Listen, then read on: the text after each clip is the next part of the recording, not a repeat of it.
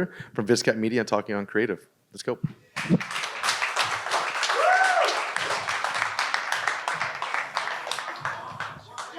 Yo! Hey! What's happening, GeekOut LA? Man, I'll tell you guys what, there's no place in the industry that I would rather be right now than in this room here with you guys. So thank you so much for being here. Thank you so much for having us. And a big, huge thank you to the GeekX team, Nick, James, Jimmy, and the entire GeekX team. What do you guys say? Let's put it together for these guys. They've done incredible things for this industry. Incredibly grateful for these guys. Thank you. Now, us humans, we're supposed to be the most intelligent life form on planet Earth. And yet, some of the shit that we do is just straight up retarded. We do things differently and expect the results to be the same, or we do the same things and expect the results to be different. Okay? Now, here's an example. It's time to eat, and you are hungry. Very, very hungry. So you go ahead and you make your way down over to the fridge. When you arrive, you go, what am I going to have to eat? You look right at the pantry and then left at the fridge. Let's do the fridge. And you open it aggressively. And you hit it with the blue steel. But there is a dick in here, man. I'll go check the fridge. I'll check the fridge. Nothing. Man. There is nothing to eat. What am I gonna? I got it, dude. I'll check the fridge. Hit it with the old ostrich neck. Nothing. Man, what am I gonna eat? I got it. I'll check the fridge. God damn. Ooh. Nothing. Now, how many of you guys have ever done something like this here? Let's get a show of hands if you've ever done something like this. Okay, now it obviously sounds a bit crazy, doesn't it? But it sounds even more crazy when you put it into hypothesis form. In scenario one, the hypothesis would have sounded something like, if I open the fridge repeatedly, magical food that I want to eat will appear. And we obviously know that it won't. It's not going to happen. But we do it over and over and over again, expecting a different outcome. And in scenario two, you guys, the hypothesis would sound something like this. If I open the fridge with a little bit of flair, hit it with the blue steel or the ostrich neck, magical food will appear that I want to eat. And in this scenario, you're expecting that with a different approach, you will have a different outcome. This is silly, isn't it, you guys? And yet this is the most accurate representation of how many brands are approaching their creative processes and systems. So here are the top 3 reasons why you must absolutely approach your creatives scientifically. Number 1, with experiments and hypothesis properly done, your tracking of decisions and the outcomes will make your data actionable. You do want to stop standing in front of the fridge looking silly, don't you? Number 2, with the above in place, you guys, you'll be able to greatly increase your win percentage by creating less ads during the testing phase. Now, aren't you all tired of the cascading downfall of fuckery of just throwing shit at the wall and hoping something sticks? Number 3 is that you will now have a system to take your creatives to the next level, you guys. It's going to be extraordinarily profitable and extremely scalable. So you tell me, isn't it time that you stop being held hostage by crap creatives? Now, we are going to be moving extremely fast today, you guys. So if there's just one thing that you take away from today, it is that to create consistent performing content at scale, you must follow the basics of modular content scientific method. And when you do, the results are going to be huge. Huge things are going to start happening. Things like, number 1, you'll be able to eliminate uncertainty and repetitive creative mistakes. Number 2, you'll be able to create clear sequences for optimizing and scaling your ads. And number 3, third, is that you're going to have a compounding effect that allows you to absolutely scorch the competition, baby. But how, Cody? How do we do it? The first way, you guys, and it is a 3-step process. So the first way here is by following a content system that is rooted in science. This isn't art, okay? Number 2 is through meticulous modular content assembly. And number 3 is through controlled experimental design and properly formed hypothesis. Now look, you guys, we are extremely, extremely passionate about helping great people like you make every single day scaling season. And for us, content is that avenue. And we've built our entire business around helping you guys turn clicks into conversions. And nothing, I mean nothing is more important than sharing knowledge and doing whatever is possible to help you guys sell more products, make more money, provide a better life for your family and your team. And because anything is possible, baby.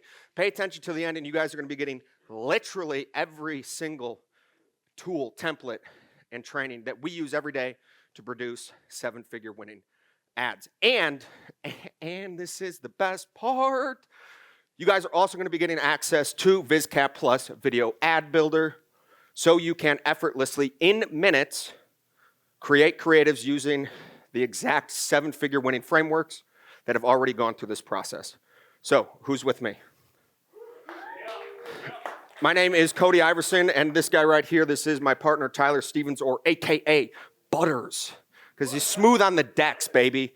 Now, we have been in e-com since 2016, and between the partners and I, we have launched and sold multiple 7- and 8-figure brands. We've also helped 219 brands absolutely fuck up and scorch the paid social game over the past 3 years. And I'm co-founder and CEO of VizCap Media. So what is VizCap Media? VizCap Media is a direct response creative agency that helps 7- to 10-figure brands scale aggressively on paid social. We do this through content creation. We do this through licensing of our CCRO program. We also do this through consulting. And as of most recently, through our proprietary softwares. Now, we do this for e-com brands. We do this for agencies.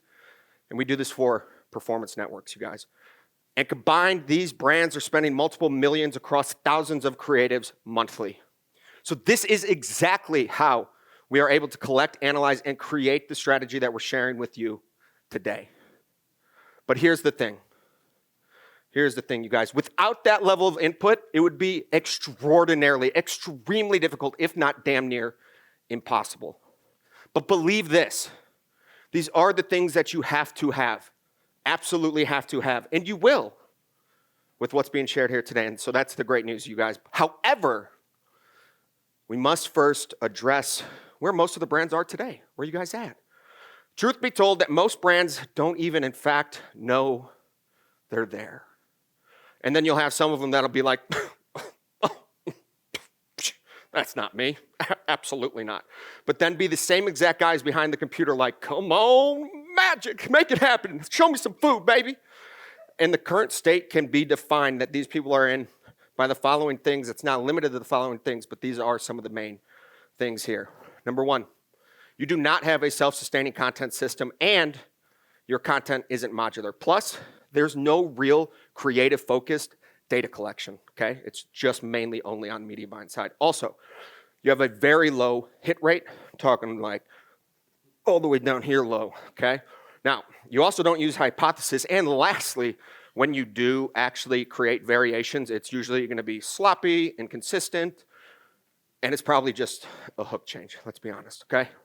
And it's silly, but it's guaranteed that at least one of those things rings true with every single person here in this room, okay? So our objective for today is that by the end of this, all of that will have changed, meaning that you will have higher hit rates and the ability to make a higher percentage of winning ads, and you'll also have predictable results. So you can KNOW with confidence exactly what it's going to take to make your brand achieve its goals. And lastly, you guys, is that you will have actionable, creative-focused data that is accurate.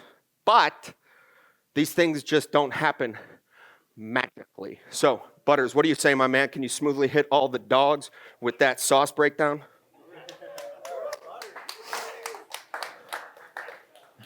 Hello? Can you guys hear me? Cool. Yeah, I don't think the butters hit very well. Thank you, guys. Thank you, Cody. So what's up, guys? Tyler here. I'm the visionary and co-founder here at VizCap Media. I'm incredibly excited to share with you guys something that we've been working on for a very long time. We've talked creative many times at GeekX before, and if you guys know me, you know how passionate I am about systematizing the creative process. The goal here is testing less ads and increasing the hit rate of the ads that we are testing. And how are we going to do this? It comes down to using a proven modular content system called the CCRO operating system. And today we're going to be covering the three main key pieces of that system. So let's jump right into it. The first is designing modularly. You have to start designing modularly from the start. Next is the CI regression model, which is the most critical variables inside of a video ad. And then finally, the modular content scientific method, which is how to make repeatable winning ads once you have already found success. So we're going to kick this off first with modular content. So we come into a lot of brands, we see ads that are winning, but a lot of the time the brands do not understand why their ads are winning. We ask people all the time, what makes up a good ad? A lot of people say a hook, a call to action, and something else in between. But that in between is truly the most important part. So once you have an idea for an ad, you don't want to just go off and shoot that idea or that ad. You want to fit it into a framework. This is an example here of our needs to have framework. It's one of our top performing frameworks. And in 2022 alone, we created 26 ad frameworks that supported at least $500,000 in ad spend each. So point being here is that we have tons of frameworks. All of our frameworks are based off of winning ads. And most importantly, all the ads that we create have frameworks. So what is the point of the framework though? And the point of the framework is truly to understand. If you don't understand what is inside your ads, you don't have any control of your ads. How can you form hypotheses on why your ads are or are not working? The way I see it is data plus control equals finding winning frameworks. Winning frameworks plus winning elements equals lots of repeatable winning ads. Now inside of frameworks, we have elements. We're not going to spend a ton of time on elements today, but know that elements are the building blocks of our video ads. Elements are no longer than 4 seconds and no shorter than 2 seconds long each. And inside of them, we have multiple clips, cuts, voiceovers, and face-to-camera scenes. But we'll be getting into that a little bit later. But putting this in the context, this is the exact framework that I just showed you guys. And this is a video example of this framework. So play closely. Here's why mushrooms are a superfood you need to have. I start every single day off with 6 different kinds of mushrooms that help me both physically and mentally. First up, cordyceps, an antioxidant powerhouse to help reduce fatigue and boost strength and energy. Reishi, used for thousands of years in Eastern medicine to help promote a better mood, lower stress and anxiety, and support a good night's sleep. Lion's mane, this is used by Buddhist monks to help study and meditate, and it's amazing if you're looking for sharper focus, concentration, and memory. Shiitake is the overall immune booster. This is rich in compounds that help protect against cell damage, viruses, and infection. If you have gut issues, like I do, turkey tail is an amazing antimicrobial that helps promote healthy digestion, and it is also really good for your heart health and overall immunity. And finally, king trumpet is the cholesterol killer. It is amazing for maintaining a healthy heart. It fights against inflammation, and it has antiviral properties to support bone health too. All of that in a single scoop every morning. I mean, over 150,000 people have switched to Rise, and it's pretty clear why. The benefits are endless. Oh, and I didn't even tell you guys they're having a discount right now on their website. So if you're ready to feel like the best version of yourself, today is the time to buy from them. Go check them out.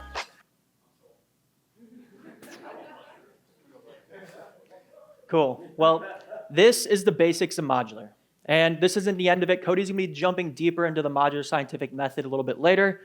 But now we're going to be moving into the CI regression model. Something pretty cool. This is the CI regression model right here. It's basically all the data that we've gathered in the past 4 months from all of our partners on Facebook. As you see, it has 4 variables. And these 4 variables, these are the 4 variables that are the most important to a video ad success or failure. So the goal here is to gain leverage in your creative testing process by putting in less inputs, AKA focusing on what matters most, and getting more outputs, which is more winning ads. And overall, you'll be boosting the probability of success of your new creative testing, which allows you to be much more aggressive in the other parts of the paid advertising strategy. You guys with me? Yep. Cool. So since we're talking modular content today, we're not going to focus on all of these variables. We're just going to focus on the 2. If you guys want to talk about or learn about the other variables, we did a talk 2 weeks ago at EcomX where we dove in deep to all of this stuff. But the first variable here is the video length variable. And the one thing that I could say about video length is that an ad should only be as long as an ad needs to be. But over the past 3 years, we figured out what is the best video length for a DRUGC ad. And as you can see, it's a bell curve, and that target video length is right around 40 seconds. So check this out here. 40-second long ad. It's one of our top performing ads that supported multiple 7 figures of ad spend. Now, as we watch, pay very close attention to how the ad is structured, because next we're going to be diving into the framework. I bought 3 of these for my house. Let me tell you why. When I was designing my house, I wanted to get things that were different and unique and not things that were really basic that you see in every home decor store in all the malls. I saw the fairy light spirit tree online and had to have it, and when you turn this on, it immediately sets a relaxing mood. It's honestly magical. That's why I got 3 for all different rooms of the house. It is so nice when you're relaxing in bed or doing things in the kitchen or having company over. It is the perfect touch. Did I mention they're touch to turn on? So cool. The fairy light spirit tree is my go-to gift. I'm telling you, everyone loves it. I bought 3 of these for my house. So you guys are probably wondering, how do we predict and control the length of the video ad? How do we do this? Well, it's what we just talked about earlier. It's by using frameworks. Now this framework is the video that I just showed. This is our UGC demo framework here. This is another one of our top performing frameworks. And little teaser here, guys. If you guys scan the QR code at the end, we're actually giving you guys access to our software, VizCap AI, where you guys can create ads using our top performing frameworks completely for free. Now, as I mentioned, elements can vary in length, and the number of elements to performance directly correlates to the video length. Example here, UGC demo is 10 elements long. 10 times 4 seconds equals 40 seconds in length. In the video ad that I just showed you guys, that top performing one, that was 39 seconds long. So boom. So the next variable that we're gonna be hopping into is the ad composition variable. All those cuts and mashups and shit, what's the actual science behind those things? So take a look at this ad here. Now take a look at this ad here. What do you guys think? What is the difference between these 2 ads? Well, there's a lot. But the big difference is the percentage of base B-roll to face the camera and how that influences win percentage. So if you guys are wondering what the hell is face to camera, it's basically anytime an actor is talking to the camera. It could be selfie style, green screen, on a tripod, and so on. And then B-roll equals actions. So POV shots, close-ups, wide shots, etc. Typically, B-roll is paired with a voiceover that is playing directly in the background. So as you can see here, more cuts plus more B-roll equals a higher probability of a winning ad. We still include face to camera in our ads, but typically we only use 1 to 2 clips now. So now moving on to the modular content scientific method. Now, here's the thing, guys. We cannot solve problems using the same thinking that we use to create them. Again, we cannot solve problems using the same thinking that we use to create them. But you can actually solve these things very, very simply. And you can do it by, 1, analyzing your results, then creating a hypothesis, and then conducting a controlled test, you guys, okay? And then all you do is repeat. Analyze, hypothesize, test, repeat, okay? Simple enough? Cool. So starting here with analyzing. When you do analyze your data, the very, very first thing that you guys are going to want to go ahead and do is choose a dependent variable. A dependent variable is the thing that you aim to impact during your experiment by way of independent variable, okay? Your dependent variables are the actual metrics inside of your guys' ads platforms. It's such things as CTR, CPC, stopping power, percentage of drop-offs, etc., okay? And your independent variables are the elements that make up your ads, the elements inside of your guys' ads. So once you have picked a dependent variable that you want to go ahead and impact during this experiment, it is now time to hypothesize. A hypothesis is a testable statement about the relationship between 2 or more variables. And this is done at all levels of the creative process, you guys. And there are 3 groups of these. We've broken them down into 3 groups. We have driving hypothesis, we have variation hypothesis, and then lastly we have complex hypothesis. Now there are 12 total hypotheses. You could have things such as a statistical, a directional, a casual, a complex, or a simple hypothesis, and so on and so forth. Now a simple hypothesis is nothing more, it is nothing more than a statement made to reflect the relation between 2 variables, 1 independent and 1 dependent, okay? Now, you would then use this type of hypothesis during your variation process, and so it's rather simple and straightforward. Got it? Beautiful. So now, what actually makes a good hypothesis? Well, first, it is simple and clear, meaning that anyone can read it and understand what you are testing and the results that you are predicting to see. Number 2 is that it must be justifiable for why the experiment is taking place at all. Third, it must be testable. Fourth, it must be precise about the results. Fifth is that it always requires a variable. And sixth is that you must keep and reflect the scope. Okay? Now, with all of that in order, you guys, here are the steps to writing a proper hypothesis. Step one is that you first ask a question. Now, this question could be something like, well, I wonder, does CTR increase when mentioning an offer in the first 25% of the video? Okay? Next, you're going to do some research. This is not guesswork, you guys. Remember that. Number three, formulate your hypothesis. It could now begin to sound something like, for CTR, will CTR increase when product offer is shown in the first 25% of the video? From here, you're going to begin to refine that, meaning that you want to become more specific, more sharp with it. So it should sound something like, CTR increases by 10% by getting more clicks if there is an offer percentage savings element used in the first 25% of the video. And then step 5 is to phrase your hypothesis. And there are 3 ways in which you can phrase your hypothesis, but the example that you're showing here is a cause and effect. And so it should sound something like this now. If the offer element with percentage savings segment is made in the first 25% of the video, then the ad will get more clicks, increasing CTR by 10%, okay? And the last step here, number 6, is to write a null hypothesis.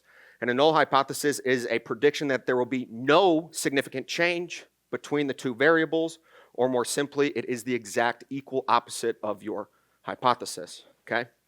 Now, on to the last step here, testing scientifically. And the good thing about science is that it's true whether you believe it or not. However, if these tests are shit and they're not properly designed, then your data is going to be booty-doo, okay? Here's an example. You cannot test the 0 to 60 times of 2 cars and get accurate data if one of them is just going in a straight line while the other one is pulling a trailer uphill in the rain, okay? As a comparison, that data would not be accurate.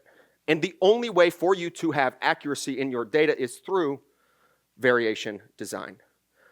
Variation design is the structure of your experiment to keep the rules constant, fair, and consistent, okay? Now, there are different types of variation designs, and the one that you're seeing here is a perfect match swap, meaning that you're taking 2 of the exact same frameworks, they have the same elements and the same segments, and all you're doing is simply changing out the losing elements with winning elements, okay? Rather simple. In fact, picking a variation design is simple in nature because they usually correlate with the hypothesis that you had originally just written. Simple enough. And then you launch the motherfucker, okay? You gather the data and then you form your conclusion. And a conclusion is the determination of whether to accept or reject your hypothesis. Was the experiment successful? Was it unsuccessful? Was it inconclusive? And if it was successful, do more of this shit. More. And if it was unsuccessful, you guys, then the null hypothesis that you wrote, the one that said there would be no significant change, that is what stands, okay? So you don't want to do much more of these things. And then lastly, if it was inconclusive, that means that there was no proof to either prove or disprove the accuracy of your hypothesis, and this usually means that you're going to result in a retest, okay? And that is the beauty of things, though, you guys, because you're no longer going to be flying blind or acting on impulse, and you no longer have to do things the same way and expect different results, or do things differently and expect the same results. Because you now have a clear direction of what to do, and it's backed by real and accurate data. And that's it. From there, you guys just go ahead and repeat. Analyze, hypothesize, test, repeat. So all in all, if you're building ads, you need to be using frameworks. When you're assembling ads, use the critical variables from the CI regression model. Then once you have winning ads and you're ready to iterate, modular content scientific method. Is it audio? Now, you're probably wondering, how the hell can I do all this on my own? And don't get nervous, don't get nervous. As complex as this is, you do not have to build these systems on your own. And just because we get this detailed does not mean that you have to. So let me ask you this. What if you could do all this on your own regardless of size, spend, or scale? So as I mentioned earlier, you guys will be getting access to VizCap AI and use the first of many features of the tech that we have been building for 20 plus months now, where you can copy and paste our top performing ad frameworks that are working right now for 8-figure brands. Plus, obviously, what we talked about today is much more complicated. And Cody put together a training on the modular content scientific method where he'll walk you through all the hypotheses types and variation design along with examples. So doing all this on your own requires thousands of tests, hundreds and millions of dollars in spend, meticulous data mapping, and a custom-built software that is built from systems that we created from the ground up. It's taken us 4 years to get to this point to be able to share this with you guys. So if you're a brand or an agency and you guys need DR creative that maintains a high volume of ad spend at scale, this is for you. So to make these results achievable for you guys can learn from our mistakes with these two things. Leveraging the systems that we put in place and utilizing the video ad generator that leverages hundreds of winning ads. So scan this QR code. There's no credit card or anything. It's just free. So after you sign up, you'll get an email. Open the email later, please, though. Do not try to open up the email now. So VizCap AI is not designed for mobile yet. We've been focusing on function over, how it looks and stuff. So you got to use it on desktop. Yeah. Plus, hey, there's You some guys other ran killer out of drops budget, coming we up, know. too. So The big thing I will say on this is like, for people that just make content all the time, like, this is very difficult to do because it's all the shit you do. So for brands that need to do some shit like this, you're gonna take pieces. Like, you can't just do all this type of stuff because this is what you guys do for a living, right? There are some people that just need some new tweaks, some new change. Because this inspired us, and then when we tried to do it, we're like, oh my god, this is way excessive. I can't even do this. And then we started taking bits and pieces that merited to how we do our thing. So it is a little bit of give it to your lead creative nerd. Let your lead creative nerd be like, I can do this, I can't do this, and then adopt it, right? That's how we looked at it, because we're like, okay, agency. Now we're adapting it to the Breeze brand. How do we make sure that we can get a good, consistent usage and have our team kind of play with some pieces of it? Has there been any things that you guys went through that was like, it won't work? Like, is there an industry, is there a niche or something that this won't work? Is it like single SKU won't work? Is it multi-SKU won't work? Working with babies sucks ass. Working Really with babies? hard. Yeah, because you can't get babies the are tough. reaction or actions out of them. They're just like, bah! You're like, dude, I'm spending $800 for you to be here for 30 minutes. Because then it's like the mom's like, oh, I got to take them home. They're fucking got to shit their pants or something. Yeah, that's a huge issue for most babies. Yeah. Pets too. Pets suck. Kind Yeah, of. pets are difficult. I mean, some of them are good, but they gotta be good. Nah, I feel that. Is there anybody have any questions on these topics? Aaron, 1 second. Here, catch, buddy. Guys, I'm so constantly impressed by your presentations. So thank you for being Thank you. here. It was really incredible. Thank you. So my biggest question is, like, as a new brand, how do I keep this organized? And what is the MVP variation of it? Like, is there a 3-piece modular content I can start with? And then how do I keep that organized as I expand it? So you mean like elements and like frameworks and stuff? Exactly. I mean, keeping it organized, like what I mentioned here with VizCap AI, this is just like the first feature, but right now, backend, we're using the software in a lot of different ways, and that's one of them, storing media and being able to make automated variations. Pretty much everything we talked about today, but automated it and stuff. So, but if you're just starting off, just tagging things in Google Drive and in a Google Sheet, we have all those templates built out because we kind of already utilize them. So if anybody is in that same realm, let us know and we can talk more. But it doesn't have to be that complicated. What's like the 3 or 4 core elements? Start with modular. Okay. Modularity. Okay. Yeah. You should be looking at an ad and not being like, oh, what did they say here? You should see an ad as it's playing out, and you should be like, oh, that's a hook, that's a problem, that's a product intro. You need to be able to identify these things very easily. So that's the very first step, because everything else is contingent on that. Yeah. Because if you don't have these things properly labeled, when you go to the dependent variables, your CTR, CPC, and none of this shit was properly done before, you're going to be like, oh, well, I've got an ad here, so I guess the whole thing sucks. Yeah. Yeah, so you got to break it down. That's the first step. Yeah, and then do hypothesis. Just start there. Okay. 2 things. You see a world of difference. Good question. I do. Sort of kind of go off on that. With the hypothesis, I'm assuming mainly media buyers and strategists are kind of coming up with these types of hypotheses. Yep. So when it comes to actually like making the modular content, are we kind of treating the editors just as like literal just, I mean, and obviously the AI stuff is all new, so you know, you can match those up with AI now. But as far as the content creators, are you guys like allowing them to have that creative freedom, or is it like strictly like follow the framework, do exactly this, the media buyer says whatever this is, and we're kind of just treating those editors like robots at that point? Yeah, so the editors are very much just like clip massagers. Like they, yeah. So They just really just edit pacing. Really, yeah. that's it. So when they receive, they receive the project file with them already clipped and color corrected. So it's just like, a little massage here, you know, make this a little better. Just pacing, since our storyboards are in VizCap AI now, we have it so it exports to Premiere automatically. So the editors literally get a rough cut ready to go. So like editing time for them is like super easy. It's just pacing. Yep. And then we don't actually do any of the media buying. So for us, it's creative strategists who lead the entire process. And then, whenever we do come in contact with great brands that have great media buyers, we work together. Absolutely. Nice. And sorry, one last thing. On the naming convention side, how are you guys keeping that, like Aaron said, like organized? But, once you kind of have all those different versions, how is like a media buyer going to interpret like what modular parts are what? Like, do you have everything labeled and then it's just kind of like a code system? Yep. Nice. Yeah, that's exactly correct. But yeah, once you're actually like analyzing and like looking at the ads, you need to look at the framework side by side. So right now it's a little bit of a manual process, but again, the software. But you mentioned something about creators before. So like we don't use creators either. We use all actors, which is another big thing to emphasize on. So allows you to be in much more control of the entire process versus fighting with the vision with somebody else, Is anybody going UGC? I mean, this was a pretty hot take on Twitter. UGC sucks, right? Yeah, I love that's that. what you I said. took that pretty serious. Check. Good. Okay, I took that pretty seriously, but I've seen more and more brands and then smaller agencies starting to just have creators/actors on hand at all times. Is anybody going more creators that you trust versus just random UGC? Creators hand, professionals, or raw UGC?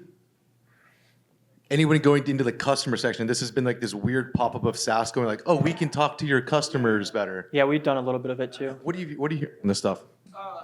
So as far as it comes to like just UGC content, most UGC sucks because most people aren't natural on camera. So they look really inauthentic in their videos. Actors are people that are comfortable on camera that can read a script and feel authentic because that's what they do. Creators are the same thing. So if you get somebody, they might love it, and as soon as you turn on the camera, they turn into a stuttering idiot. That content's garbage. How many L'Oreal shoots have you done? L'Oreal shoots?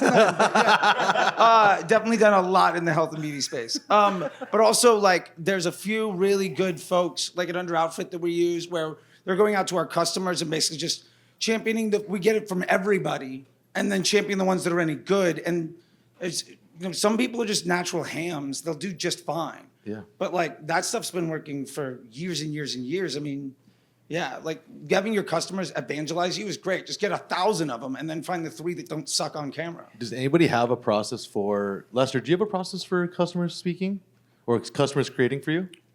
Yeah, email and tell them. Oh God. Yeah. One thing, How does that work? Do you have Oh, please. Do you have Cherry on like top? a Lester? Do you have like a landing page where they can like shoot video and then upload it themselves, or like take pictures and stuff? This and was then- big when I heard about this. So it's like a process, right?